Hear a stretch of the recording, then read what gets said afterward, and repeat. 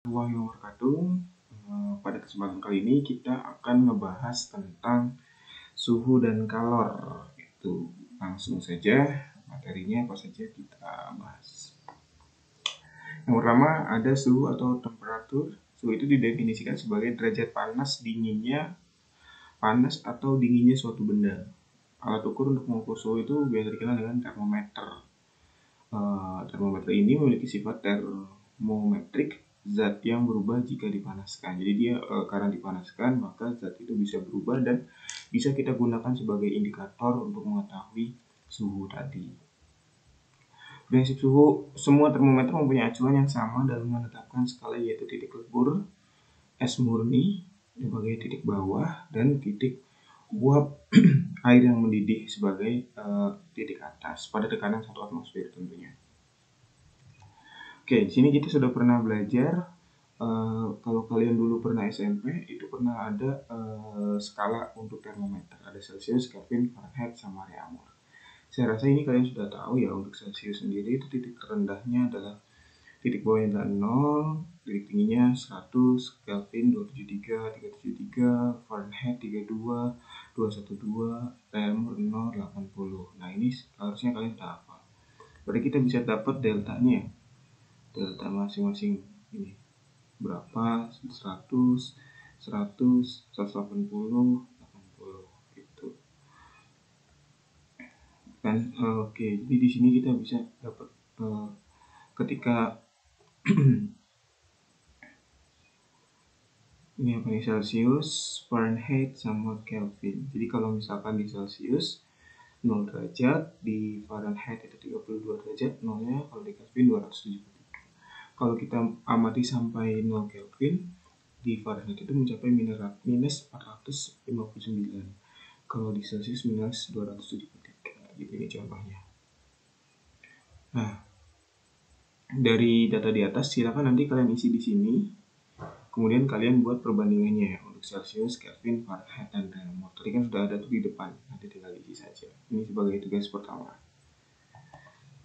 Oke, juga dilanjutkan. Jadi berdasarkan tabel di atas kita dapat tahu kalau misalkan 0 derajat Celsius itu berapa Kelvin, berapa Fahrenheit, berapa Reaumur. Silakan nanti kalian ini lengkapi ya. Nah, nanti kalian bisa menemukan rumusnya sendiri. Gitu.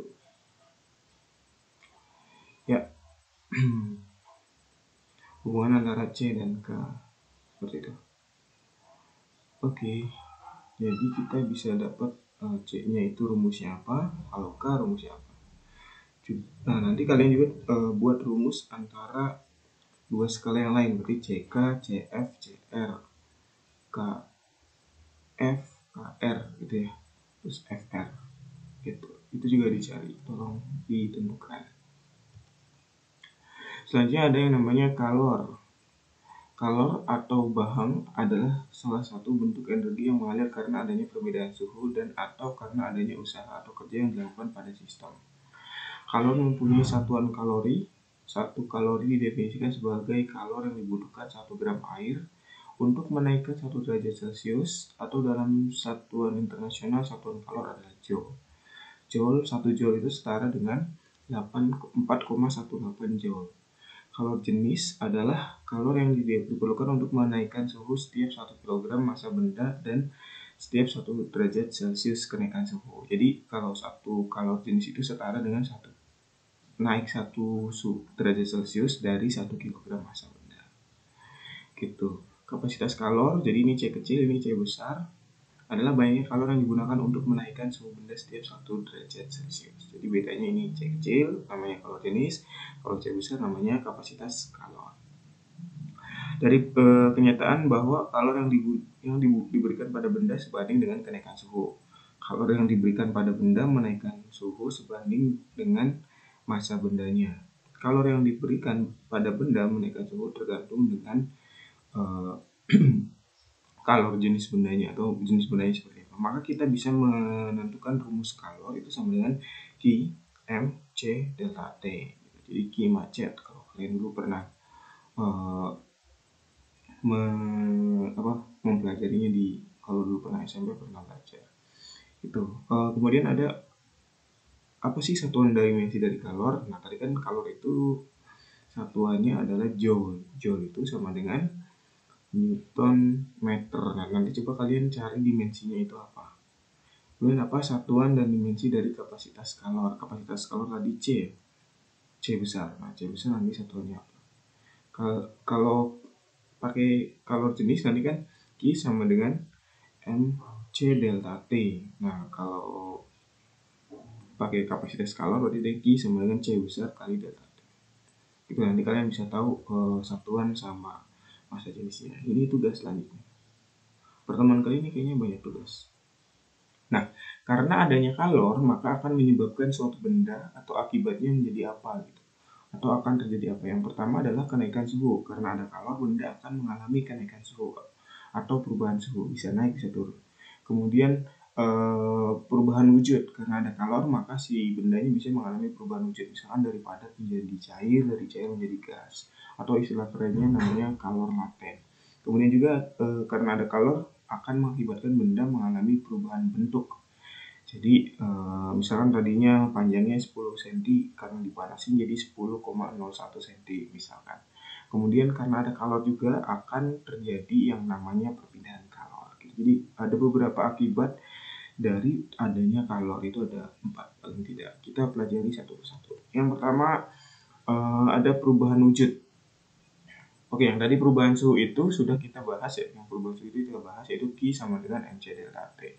Jadi kalau di waktu kalian SMP itu kalian pernah kalau kalian pernah SMP itu kalian pernah melihat kurva yang seperti ini ya. Jadi dia naik, datar, naik, datar gitu. Nah, ini itu yang dimaksud dengan perubahan sensibel atau suhu itu yang ini nih, yang miring.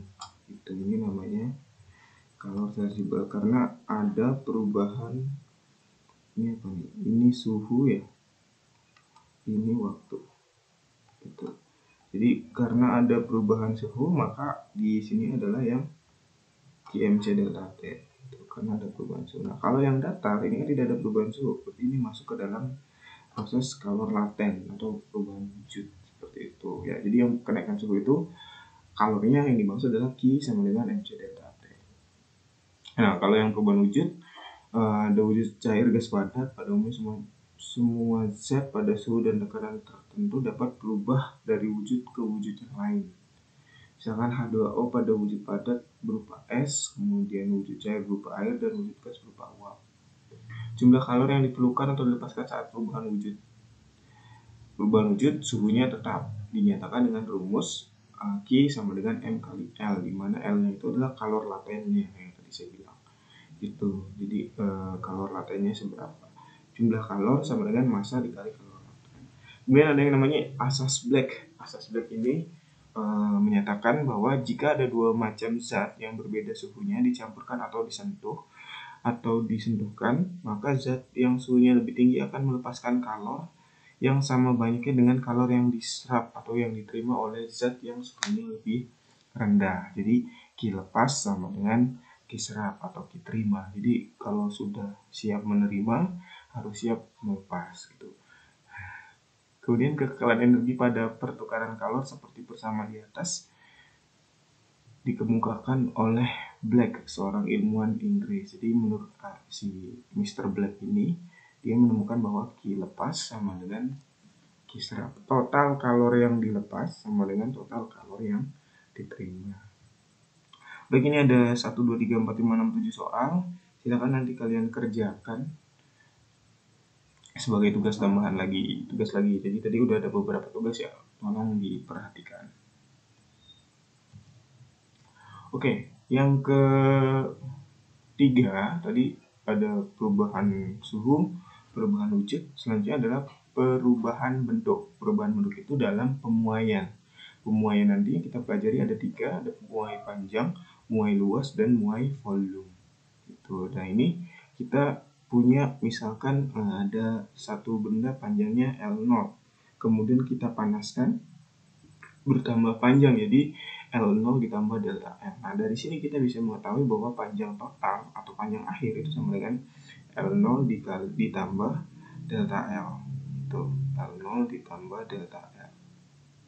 atau delta L sama dengan L akhir dikurangi L0. Kemudian pada proses pemuaian panjang ini ada yang dinamakan dengan koefisien muai panjang, lambangnya alfa, yaitu adalah perbandingan antara pertambahan panjang terhadap panjang mula-mula per satuan kenaikan suhu gitu. Atau kita bisa nulis delta alfa sama dengan delta L per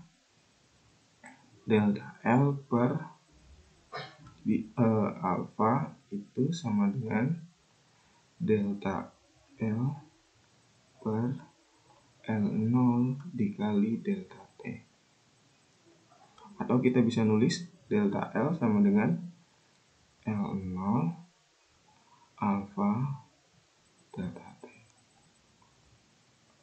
Karena delta L itu adalah LT min L0, maka LT-nya bisa kita tulis L0 plus L0 alfa delta T. Gitu. Satuan alfa apa? Nah, ini tugas lagi. Kalian cari. Coba. Satuannya apa, terus dimensinya apa. Kemudian ada pemuaian luas. Jadi selain panjangnya bisa memuai, luasnya juga bisa memuai. Itu sama seperti tadi prinsipnya, rumusnya mirip ya. Jadi di sini ada panjang awal, kemudian karena ada panas maka bukan panjang, luas awal karena ada panas maka luasnya memuai.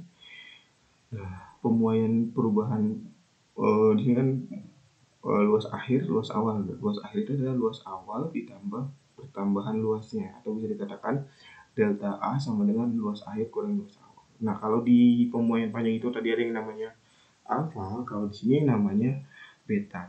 Beta itu sama dengan delta A dibagi A0 kali delta T, atau delta A itu sama dengan A0 dikali beta dikali delta T, atau delta AT itu sama dengan A0 tambah A0 kali beta delta T. Ini nanti silakan kalian cari juga satuan dari beta itu apa. Gitu. Soalnya untuk volume mirip ya rumusnya. Kalau tadi A ini V, gitu. Ini sama saja. Oke, nanti kalian juga cari satuan dari gamma ya. Dari gamma itu apa? Nah, ini hubungan antara alfa, beta, dan gamma. Persegi mula-mula mempunyai panjang 1 meter, dipanaskan pada suhu 1 Kelvin. Akibat pemanasan sisi bertambah menjadi 1 plus alfa, maka luasnya menjadi 1 meter persegi.